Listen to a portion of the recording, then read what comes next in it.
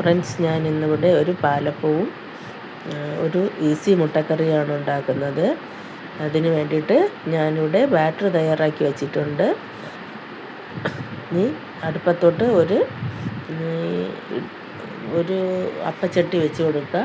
അതിലേക്ക് തയ്യാറാക്കി വച്ചിരിക്കുന്ന മാവ് ഒരു സ്പൂണും കോരി ഒഴിച്ച് നന്നായിട്ട് കറക്കി വയ്ക്കുക. ഈ മാവ് തയ്യാറാക്കിയിരിക്കുന്നത് 1 കപ്പ് പച്ചരിയിലേക്ക് 1/2 കപ്പ് തേങ്ങയും 1/2 കപ്പ് ചോറും ഇട്ട് അരച്ച് 2 സ്പൂൺ പഞ്ചസാര ഇട്ട് നന്നായിട്ട് അരച്ചിട്ട് അതിലേക്ക് ഉപ്പും 1/4 സ്പൂണ് ഉപ്പും 1/4 സ്പൂണ് സോഡാപ്പൊടിയും ചേർത്ത് നന്നായിട്ട് മിക്സ് ചെയ്ത മിശ്രിതമാണിത്.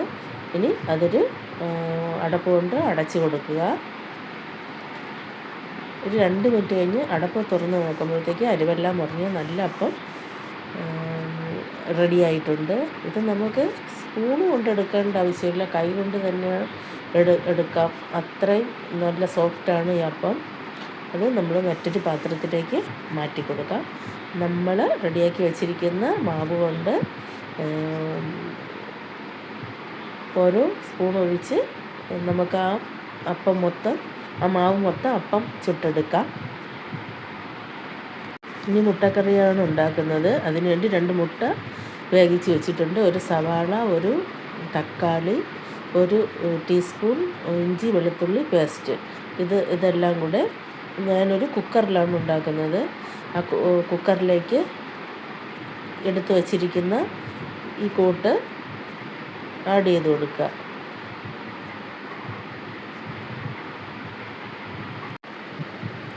ഇനി ഇതിലേക്ക് നമുക്ക് ഒരു 1/4 കപ്പ് വെള്ളം വേണം. അതൊഴിച്ച് കൊടുത്തിട്ട് കുക്കർ മൂടി ഗ്യാസിലോട്ട് മാറ്റി കൊടുക്കുക. ഒരു 2-3 വിസിൽ കേട്ടതിന് ശേഷം ഗ്യാസ് ഓഫാക്കാം. ഗ്യാസ് ഓഫാക്കി ഇനി നമുക്ക് അതിലേക്ക് വേണ്ട മസാല ചേരുവകളാണ്: മുളക് പൊടി, മല്ലിപ്പൊടി, മസാലപ്പൊടി, മഞ്ഞൾപ്പൊടി, കരിവേപ്പില, കടുക്, ഒരു 1/2 കപ്പ് തേങ്ങാപ്പാൽ.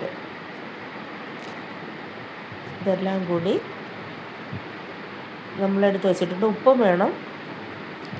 ഉപ്പ് ആവശ്യത്തിന് ഉപ്പ് വേണം. നമ്മളൊരു പാൻ അടുപ്പിൽ വെച്ചിട്ടുണ്ട്. അതിലേക്ക് പാൻ ചൂടാകുമ്പോൾ വെളിച്ചെണ്ണയാണ് ഞാൻ ഒഴിച്ചു കൊടുക്കുന്നത്.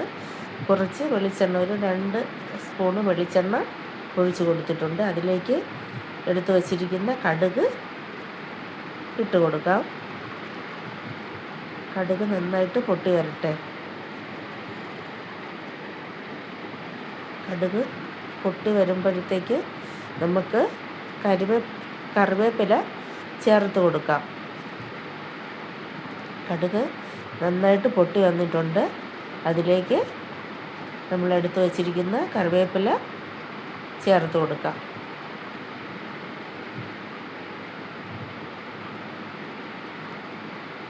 കറിവേപ്പില ചേർത്ത് കൊടുത്തിട്ടുണ്ട്.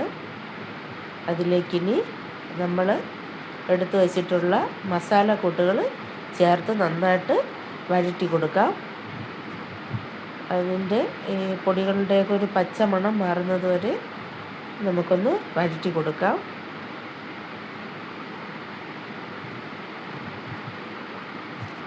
ഇനി നമ്മൾ കുക്കറിൽ വേവിച്ച് വെച്ചിരുന്ന സവാളയും തക്കാളിയും രണ്ടും നമ്മൾ അതിലേക്ക് ആഡ് ചെയ്ത് കൊടുത്ത് നന്നായിട്ട് മിക്സ് ചെയ്ത് കൊടുക്കണം. ഇതിന് കൂടുതൽ സമയം വഴറ്റേണ്ട ആവശ്യമൊന്നുമില്ല.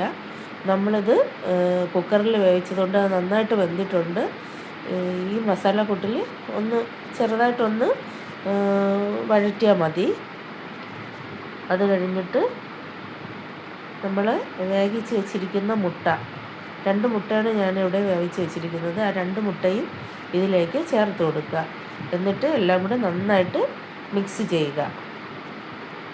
ഒരുപാട് സമയമൊന്നും മിക്സ് ചെയ്യേണ്ട, പെട്ടെന്ന് തന്നെ മിക്സ് ചെയ്തിട്ട് നമ്മൾ എടുത്ത് വച്ചിരിക്കുന്ന തേങ്ങാപ്പാൽ അതിലേക്ക് ഒഴിച്ച് കൊടുക്കുക. ഒഴിച്ച് നന്നായിട്ട് മിക്സ് ചെയ്ത് വയ്ക്കുക. ഇനി തേങ്ങാപ്പാലിന് കുറച്ച് ഒന്ന് തിളച്ച് പോകാനൊന്നും വേണ്ട. തേങ്ങാപ്പാൽ ഒരുപാട് തിളയ്ക്കേണ്ട ആവശ്യമില്ല. ഒന്ന് ചൂടായി ചെറിയ തിള വരുമ്പോഴത്തേക്ക് നമുക്കത് അടുപ്പിൽ നിന്ന് മാറ്റാം. നമ്മളത് ജോലി ചെയ്യുന്ന വീട്ടമ്മമാർക്കെല്ലാം എളുപ്പത്തിന് ചെയ്യാൻ പറ്റുന്നൊരു മുട്ടക്കറിയാണ്. ഏറ്റവും രുചികരമായ ഒരു മുട്ടക്കറിയാണ് ഇത്. അപ്പത്തിനും പൊറോട്ടയ്ക്കും ഇടിയപ്പത്തിനും ദോശയ്ക്കും എല്ലാം നല്ലൊരു, ചോറിനും എല്ലാം നല്ലൊരു കറിയാണിത്. വളരെ രുചികരമായിട്ടുള്ള കറിയാണിത്. ഇതാ ചെറിയ തിള വന്ന് തുടങ്ങിയിട്ടുണ്ട്. നന്നായിട്ട് മിക്സ് ചെയ്ത് കൊടുക്കുക. ഇടയ്ക്ക്